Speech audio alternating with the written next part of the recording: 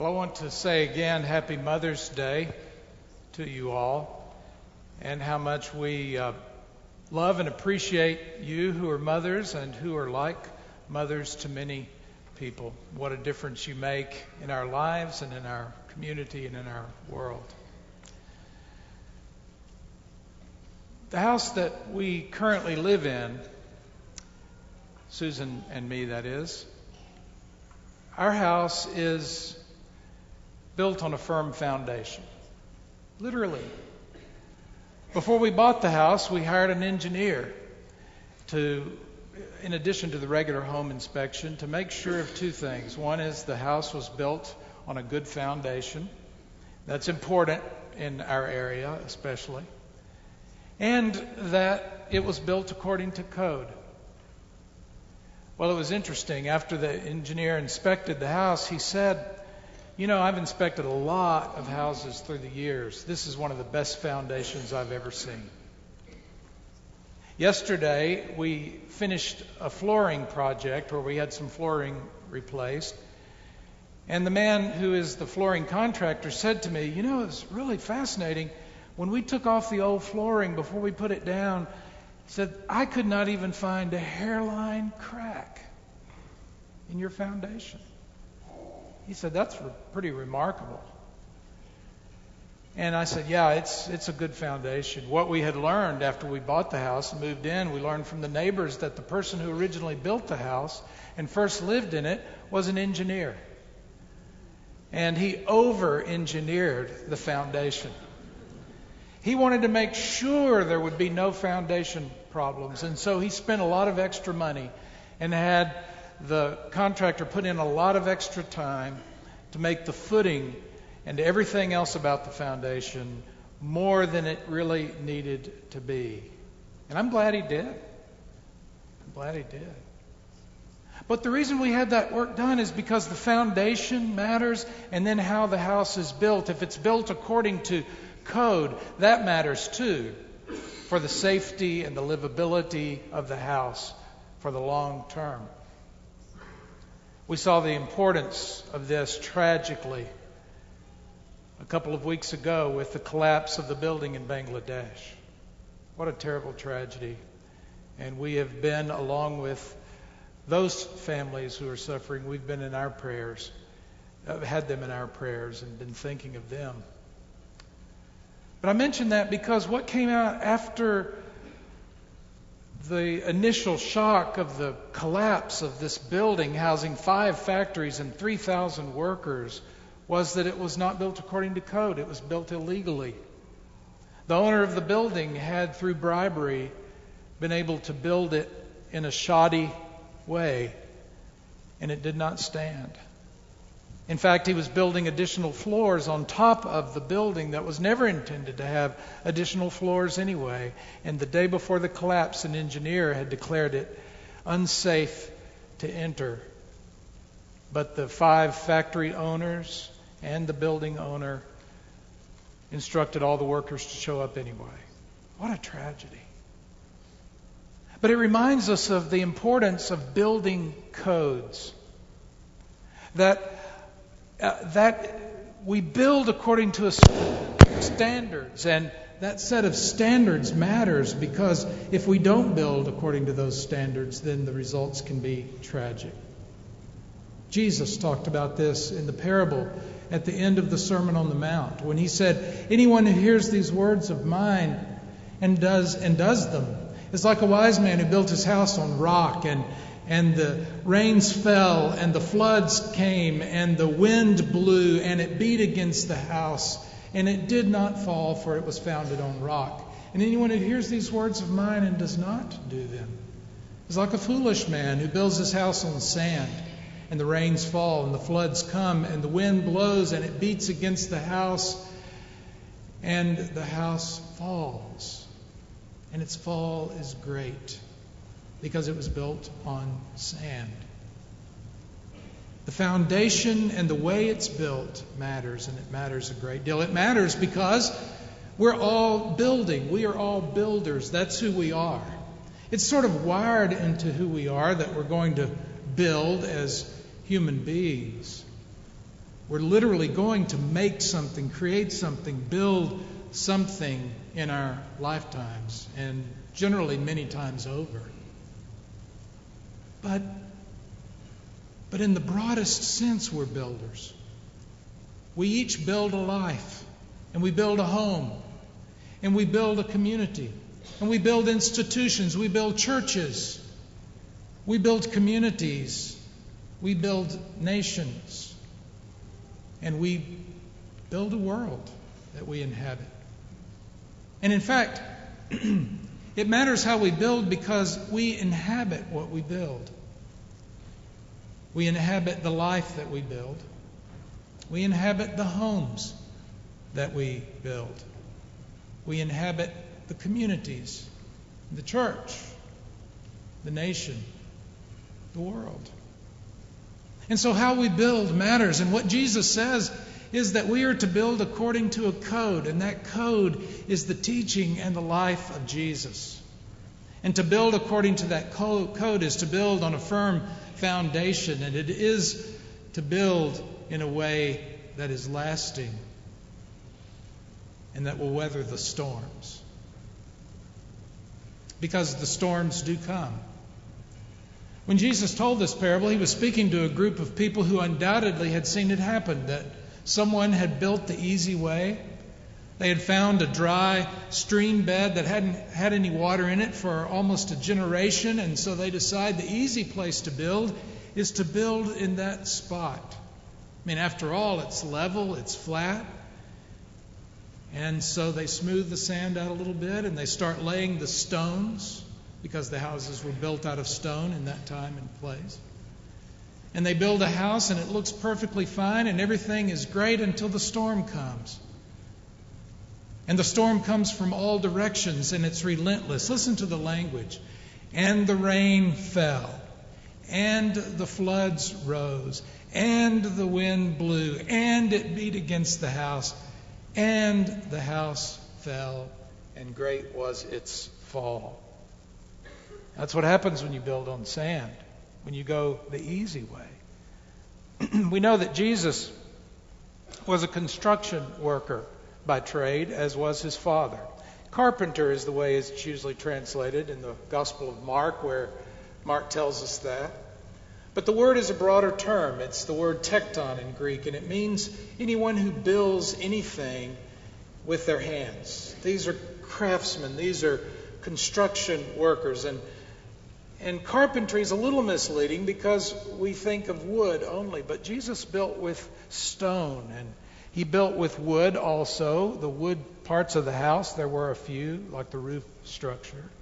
He would build, I am sure, a yoke for oxen or other beasts of burden.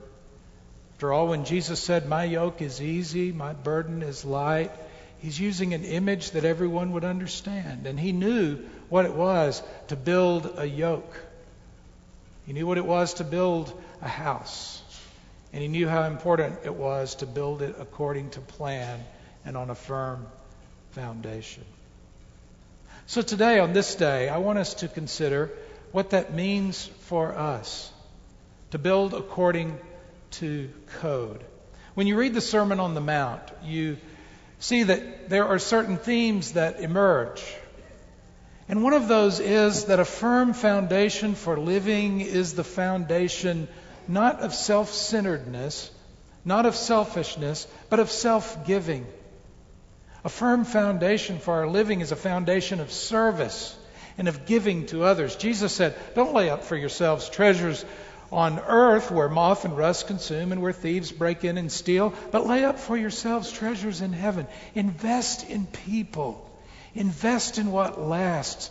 Invest in making home better, community better, the world better. Invest in building the lives of children. Invest in enabling others to build their lives on a firm foundation. Invest in building your life and the life of others by serving. It is a firm foundation for living.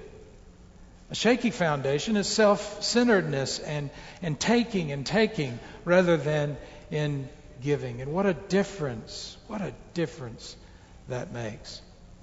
I'm always inspired by the stories of people who are very wealthy and could easily spend their time playing and resting, but who spend their time serving. I'm impressed with people who have nothing at all, really, by worldly standards, but use what they have and what they possess in loving in a concrete way, in hearing the words of Jesus and putting them in action, in serving and self-giving what they have. What a difference that makes in our world. I was reading a couple of weeks ago about Jimmy Carter and the way he has spent his retirement after leaving the presidency. And it's inspiring. He has done so much after he was president. And it's accomplished a great deal in terms of democracy throughout our world, but also the work of the Carter Center to eradicate disease. That's what the article was about. I was fascinated. 3.5 million people in 1986 in 21 countries in Africa and Asia suffered from a horrible disease called guinea worm disease. It even sounds horrible. And people who would drink water with these microscopic worms in it would have this terrible disease that was disfiguring and horribly painful. But the Carter Center decided that they could eradicate that disease, and they enlisted volunteers, and they enlisted people who gave of their resources and their time. And what's so impressive, 3.5 million cases in 1986. This year, 6 cases. And all in one country now. What made that possible? Self-giving and service. I think of Bill and Melinda Gates, Warren Buffett, the United Methodist Church, all in partnership to eradicate malaria. And we're halfway there already in 10 years. And it's amazing. And you all have participated in that through the giving of your gifts, purchasing bed nets to save countless numbers of children and their families from that dread disease, malaria. What makes it possible? It's that firm foundation of self-giving on which we build a life, a home, a family, a community, a nation, a world. Jesus said it. That is a firm foundation. To hear those words of His and to do them. And what a gift that is.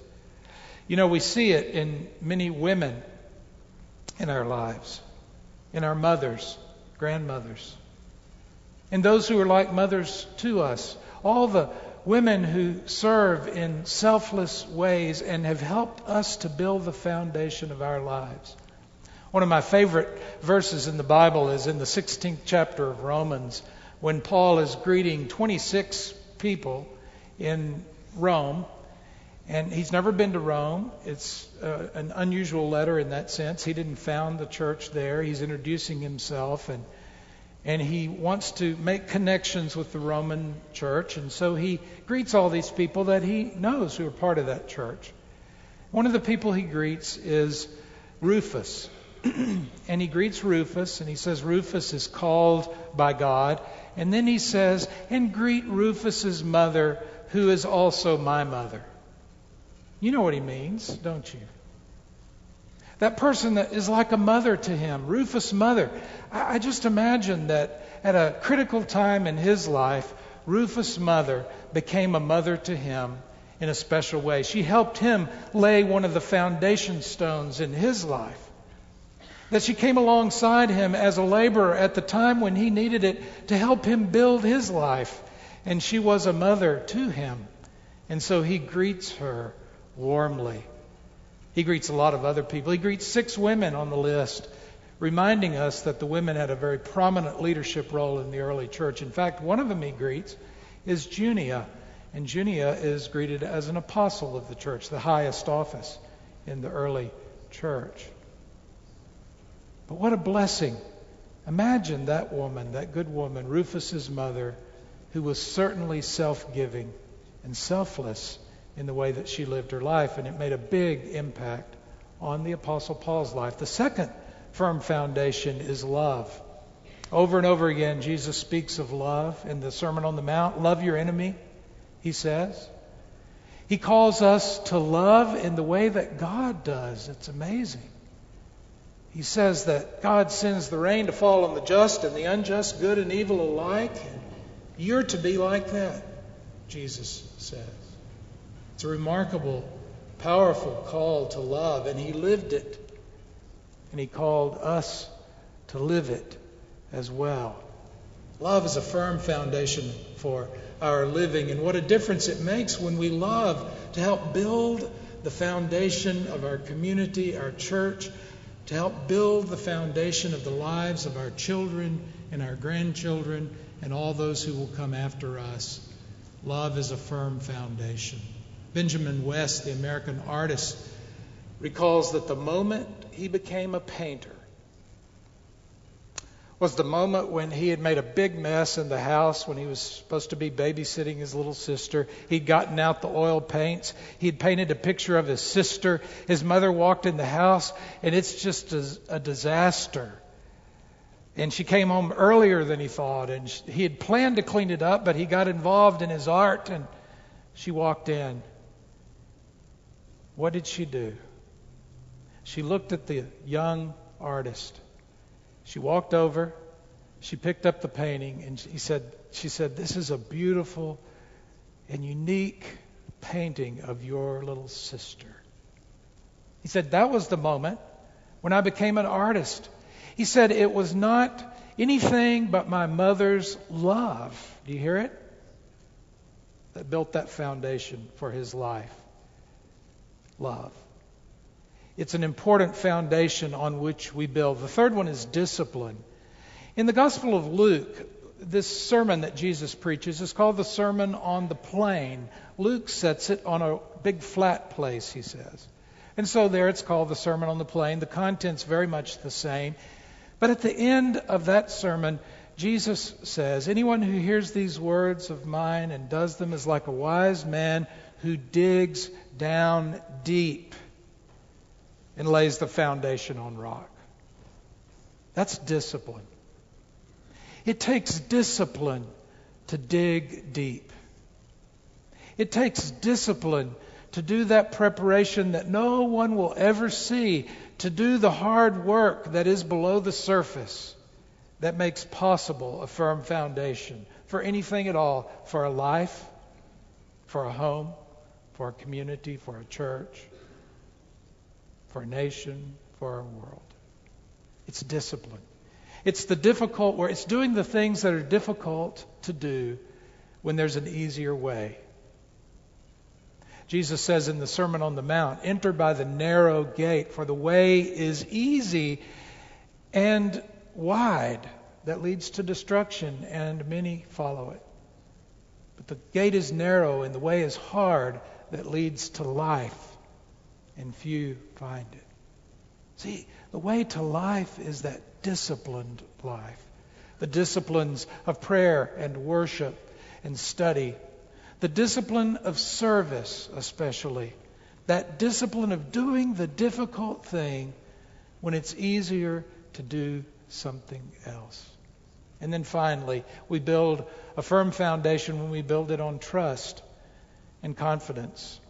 Those are gifts that come from our relationship with God. Those are gifts that come from knowing that no matter what, we're not alone in whatever we face. When the storms come, when the wind blows, when it beats against the house, and we have a firm foundation of trust and confidence, it makes all the difference in the world. In just a moment, after the pastoral prayer, we will be singing our closing hymn, and I invite you this morning particularly to pay attention to those words. For many of us, it's a hymn we've sung many times, and maybe the words just come from us without much thought. But I invite you today to pay special attention to those words of the hymn, "How Firm a Foundation," that we will sing following the pastoral prayer.